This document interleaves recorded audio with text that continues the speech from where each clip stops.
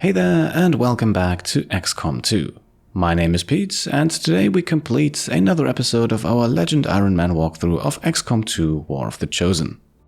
Last time we left off after completing a mission with only a single soldier, and this time it was a proper mission against both aliens and the Lost, not just a simple alien facility raid.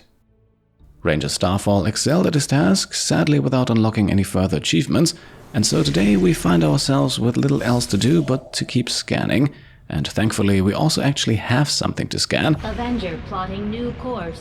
Another batch of assorted loot here, nothing we really need, but it's better than a few meager points of intel from the Reaper HQ.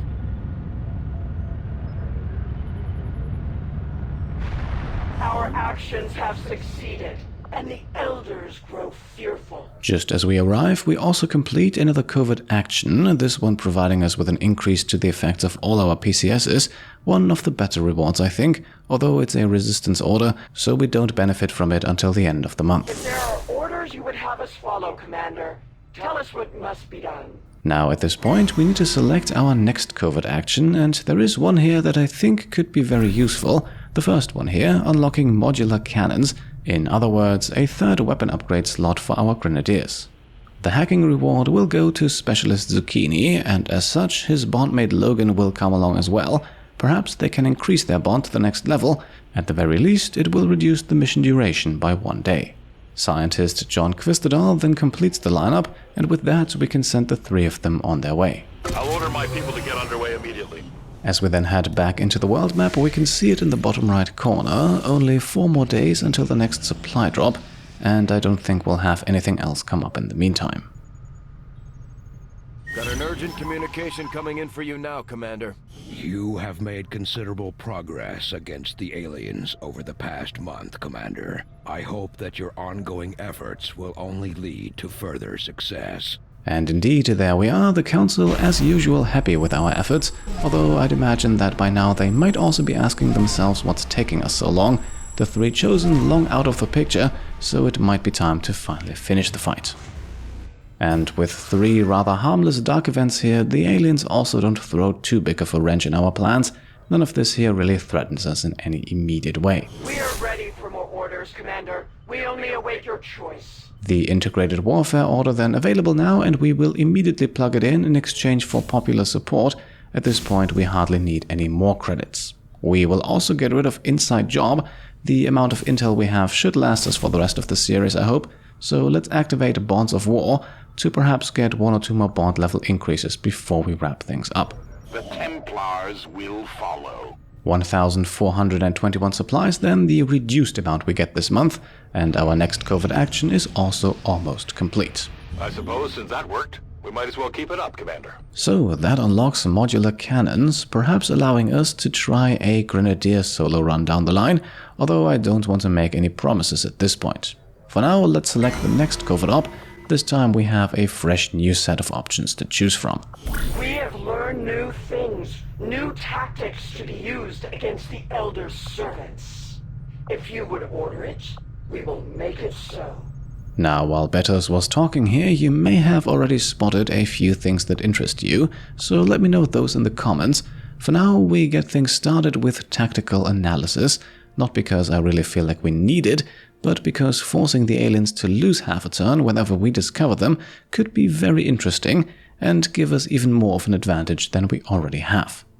And we are sending 2 of our latest recruits out on this one, Sharpshooter Jane Kelly and Ranger Vincent Trudeau, and we are also saving the intel here. It won't really hurt us too much if either one of them gets injured. We will work hand in hand with our new allies. We can also see that we have a bond ready to be formed between the 2 soldiers who just carried out our first covert op today, so of course we will confirm it between Specialist Matthew Bush and Sharpshooter Martin Madrignac. And with that we can now keep scanning, which should bring us to a rather interesting cutscene.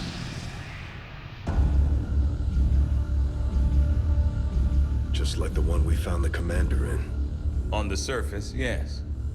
But in function... Commander, excellent. We can begin. It is no secret that Advent soldiers possess both human and alien genetic characteristics. Preliminary analysis led me to believe that this was the result of direct modifications made to a pre-existing human host. Prisoners, or perhaps even unwitting volunteers. See your local Advent recruiter today. However, the reality is something else entirely. The Advent troopers at the facility we discovered, including the specimen before you, were manufactured. Each soldier possesses a unique genetic code. Predominantly human, of course, but with some fragments left open. Left open for what? Whatever alien DNA Advent wishes to insert. Sectoid, muton, even the species our soldiers refer to as berserker. In all cases, human genetic material serves as a bonding agent, holding the strands together. Human material? You mean the stuff we found at the Black Site facility? Precisely. The key component in their soldier manufacturing process. So we've been fighting ourselves this entire time. In a way. But I believe there's more to it than that. The human DNA in this specimen bears one key difference from the entirety of the sequences decoded in the Shadow Chamber. Psionic sensitivity. Given the sheer volume of strands involved, this cannot be accidental. Screening process at the clinics. Avatar. The potential power of a being created with this template is significant, central. Had we not intercepted it before the process was completed... I know, Doctor. Continue your research. Let us know if you find anything else. So, having finally studied the Advent Stasis suit, we learn that the aliens are using humans, volunteers and captives alike, as a genetic foundation to build their alien units from. The specimen that we recovered also shows significantly higher psionic capabilities, which of course leaves us wondering what kind of unit it was supposed to become. For the moment, not much we can do about that, but we'll keep researching. A quick jump over to the labs confirms that we have now unlocked modular cannons, but we'll keep going at the Shadow Chamber, now taking a closer look at that psionic gate. Thankfully, we have just enough Elerium crystals to complete the project. Heading back to the bridge, we can then finish scanning for that assorted loot. This time we receive a laser sight and a conditioning PCS. Like I said, nothing we desperately need. The next room are then even more loot. I suppose the game does not have anything else to throw at us at this point. Either way, before we set out, let's quickly visit the black market. It's a new month, so it will have new inventory.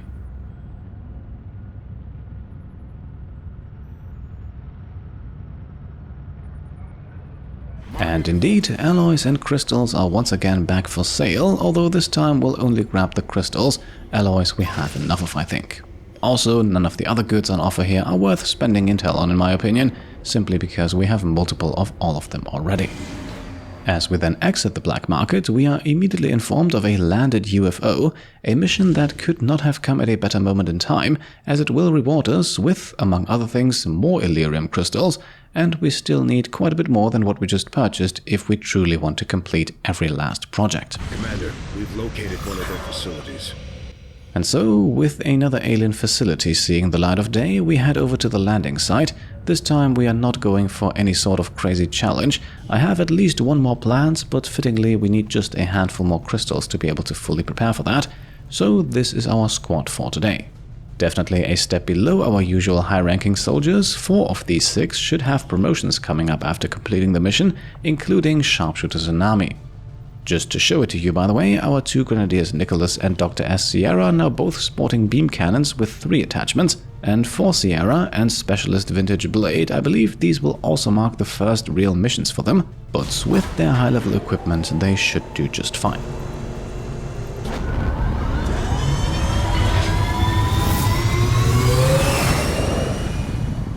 Sky Ranger deployed. Menace, ready to deploy. The Resistance has been making moves against the aliens in this area, and it looks like they managed to disable a UFO on the ground. We're moving in to secure the site. Eliminate any hostile resistance and seize whatever gear you can from that ship.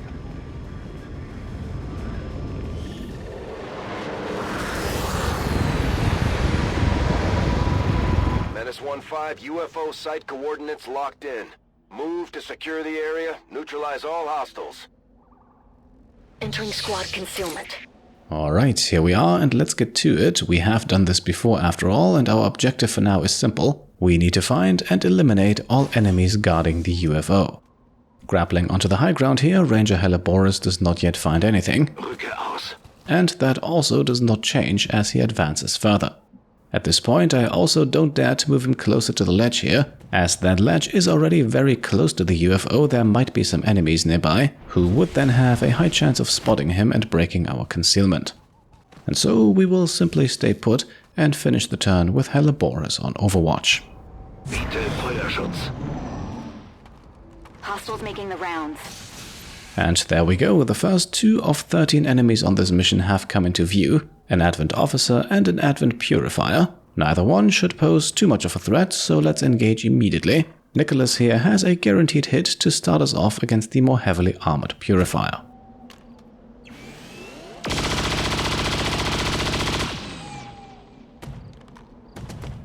We're spotted! This now breaks our concealment and both enemies move behind cover, but our Grenadiers are both very well equipped to deal with that. Echo Sierra here with a 94% hit chance despite the Purifier hiding behind full cover.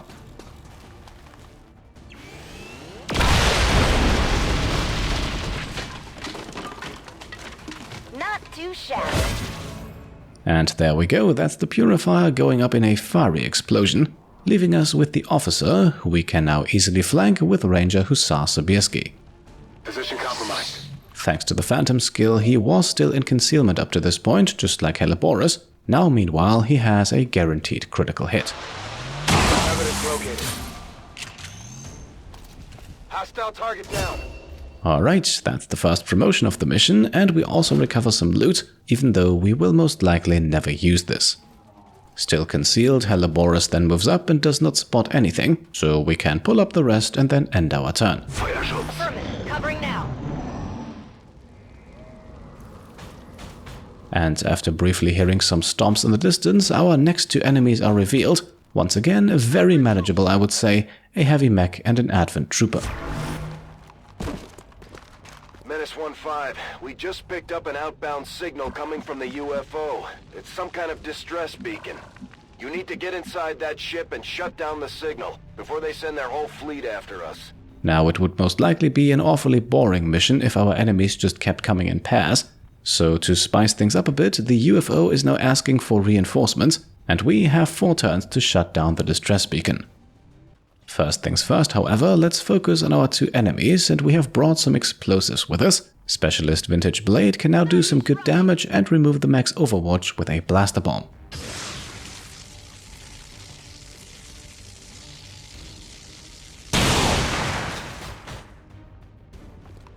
Following that, we can once again call upon Grenadier Nicholas. He's one of the few who is not up for a promotion today. Nonetheless, he now gets to score the kill.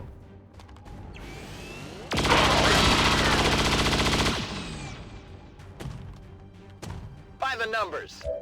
With 13 hit points left, the mech meanwhile is an easy one-shot kill for Tsunami, who is, as usual, sporting blue screen rounds. Not too shabby. And there we go, that would be promotion number 2 of 4. And at this point, I think the exterior of the UFO is mostly cleared, at least in our area. So let's prepare for the breach. So far, things are going very smoothly here. Affirmative, covering now. And I suppose it's a good thing that we put Sobieski on Overwatch, as we now have a trio of codexes emerge from the UFO.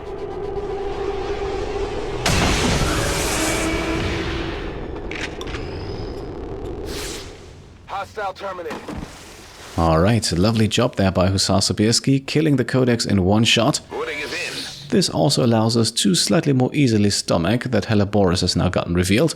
Especially since with only 2 codexes remaining and 2 rangers in our squad, the rest here should actually be easy. After all, from flanking positions, both of them will have guaranteed criticals.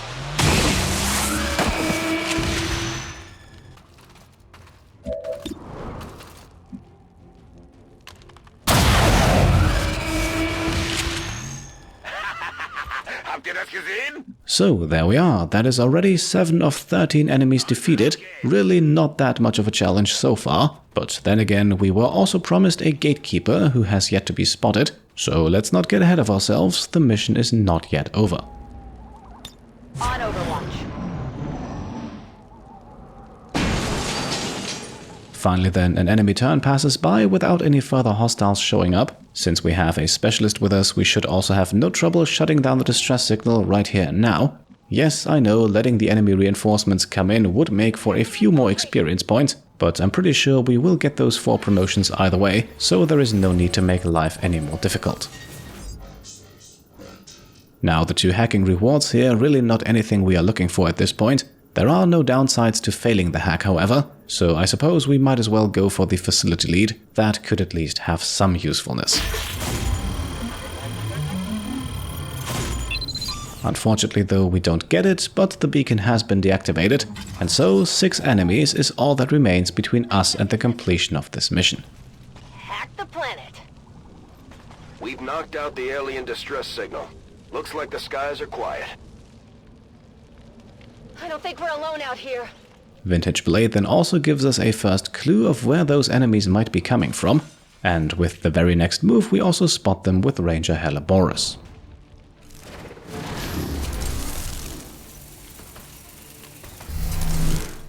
An Archon and a Spectre, once again just a pair of hostiles, this one though with a combined 49 hit points, a bit tougher than the previous 2.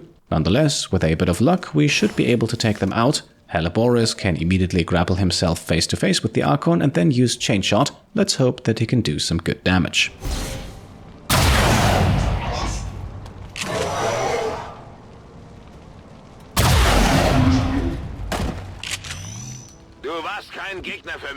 Alright, very nice. Not only do both shots hit, but they are also both criticals, and so the Archon is swiftly defeated. This means that we can now take a few more risks against the Spectre, such as foregoing the guaranteed hit in favor of another chain shot from Nicholas.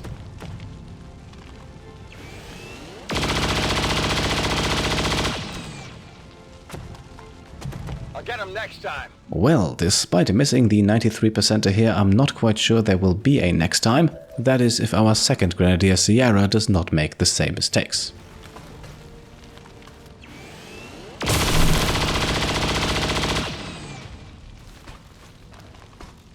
Impressed yet? And very much so. Making up for Nicholas's lack in accuracy, Sierra immediately executes the target, and just like that, there were only 4. Got it covered.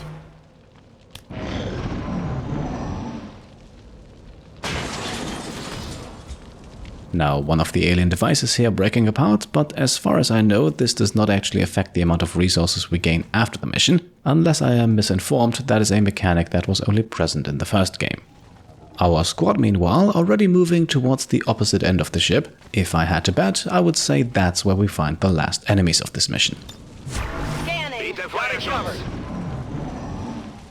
Those enemies then once again do not show themselves, so let's open the door here and see if I was right. Advent forces sighted.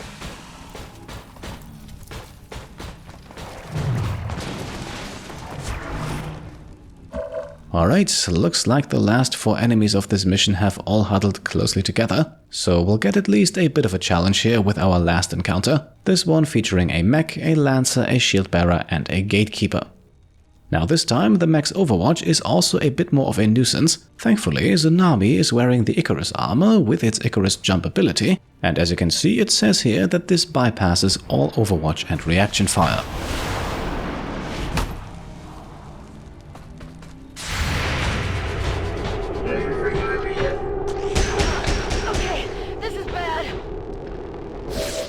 So, I guess that was a lie, Tsunami taking a whopping 8 points of damage. Not quite the way I had hoped this would go, but at least it gets rid of the mech's Overwatch. This now allows us to focus Tsunami's attention on the Gatekeeper. We'll start things off with a free lightning hand shot here, a 93%er.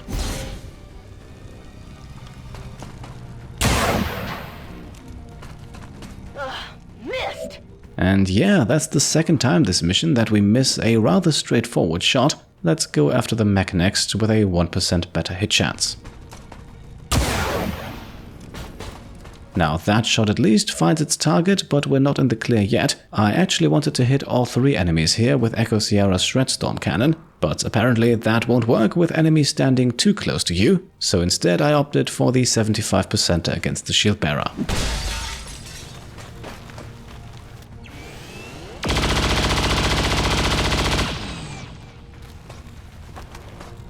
Adjusting sights. And well, that was probably not the smartest decision in hindsight. Don't worry though, our turn is far from done yet. Hopefully we can still salvage this. Sobieski landing the X-throw here would be a good start.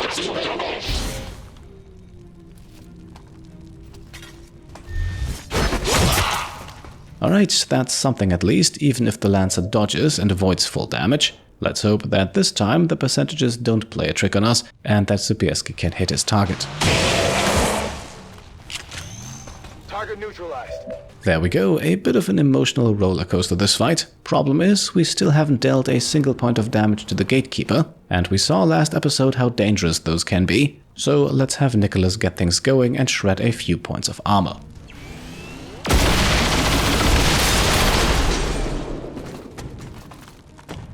Only the best.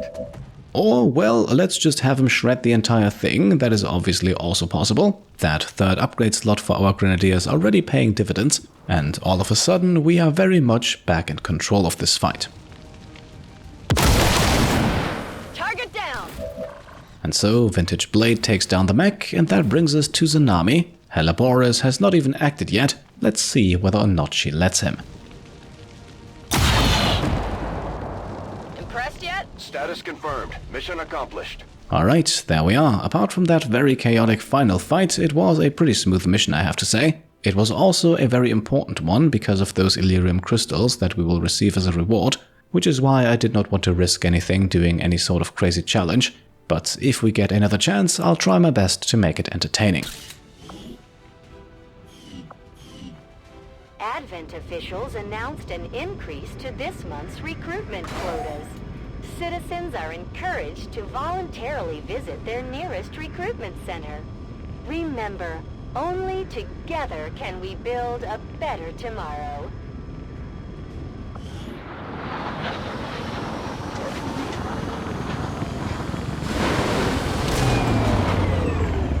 I told the troops to expect the best, and that's what you've shown them, Commander. Well done.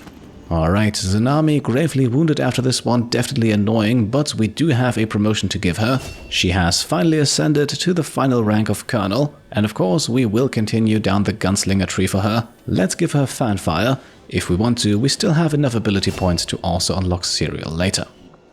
Ability choice for Echo Sierra, meanwhile, very straightforward. With the kind of armor we're able to sport, there is no need for blast padding, so Shredder it is. And as much as a stealthy ranger can at times be useful, I think overall run and gun is the better ability for Hussar Sobieski here.